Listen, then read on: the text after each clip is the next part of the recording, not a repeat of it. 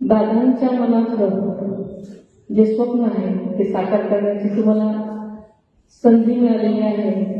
खरं तर हर्षवर्धन साहेबांनी आणि मामांनी सांगितल्याप्रमाणे मला आयुष्यात कधी वाटलं नव्हतं की मी इथे म्हणजे शिकवले.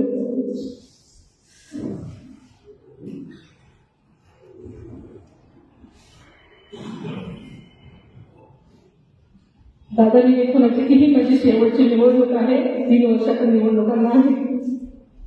आणि तेवढ्याच उत्साहानं प्रत्येक निवडणुकीमध्ये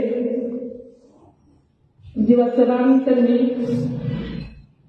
करायचं ठरवलेलं असतं. त्याचं कामच असतं आणि त्याच्यामुळे ते सकाळी सकाळी इकडे यायला निघाले.